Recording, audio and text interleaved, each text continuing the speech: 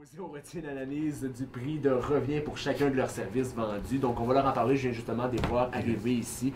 Comme pour toute entreprise en démarrage, c'est sûr qu'il y a eu des moments difficiles. Ça, c'est tout à fait normal. On l'avait dit au départ. On avait dit, on part avec un modèle. Et en cours de route, on va voir qu'est-ce que ça va donner. Et puis, si nécessaire, on va l'ajuster. C'est ce qu'on a fait. On a fait des ajustements, on a modifié des choses, on a modifié beaucoup au niveau de la programmation, vous avez dû vous en rendre compte.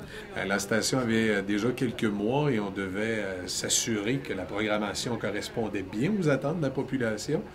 Et à un moment donné, la station devait aussi se détacher par rapport à Rivière-du-Loup. Ce que je veux dire par là, c'est qu'évidemment, quand la station a été lancée, les gens de Rivière-du-Loup sont arrivés ici, ont lancé un produit, mais ensuite, on voulait qu'il y ait une équipe en place qui peaufine, entre guillemets, le produit pour que ce soit vraiment l'image des gens de Montmagny. Depuis qu'on a fait certains changements, on sent là, vraiment qu'il y a une montée dans la station. De plus en plus, les commerçants sont avec nous, de plus en plus, les auditeurs sont avec nous. On a aussi de belles surprises à voir que dans notre plan de développement, parfois, on n'était pas tout à fait rendu là, on n'était pas rendu au point d'aller solliciter les gens de la Côte-de-Beaupré. Puis c'est agréable de voir que c'est eux qui viennent nous solliciter. La station qui rentre le mieux sur la Côte-de-Beaupré, c'est curieux à dire, hein? Même si Québec est collé, c'est vraiment CKFM, la station de Montmagny.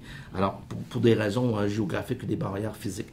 Alors, là-bas, on a déjà des contacts qu'on a faits avec les gens d'affaires. Vous allez l'entendre prochainement. On va même participer à une campagne de promotion du développement des affaires sur la Côte-de-Beaupré. Pas plus tard qu'hier, on a atteint un nombre record au niveau de messages publicitaires diffusés sur nos ondes dans la même journée. Ce qui est intéressant à Montmagny, c'est qu'on a la chance de ne pas être une station qui appartient à un grand réseau.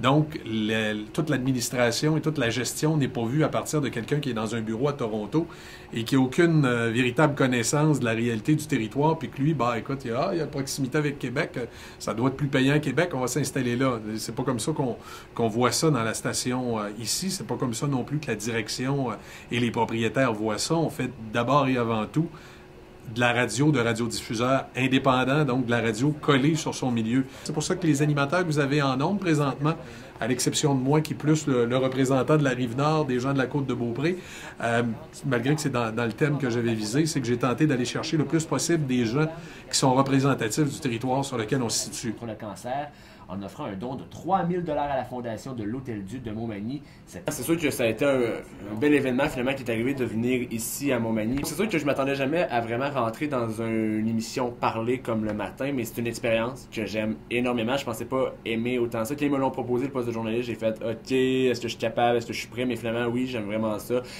On sait jamais à quoi s'attendre. On ne sait jamais la nouvelle qui peut sortir, les dossiers qui peuvent nous arriver, les entrevues à bouquer.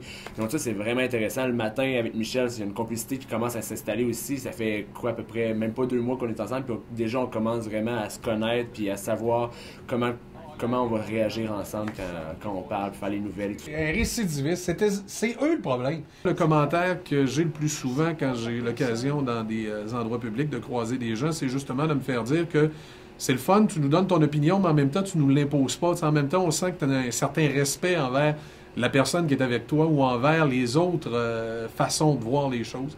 Quoi qu'on ait dit, je suis convaincu et persuadé qu'une station de radio dans la région de la Côte-du-Sud, non seulement c'est nécessaire, mais ça peut fonctionner.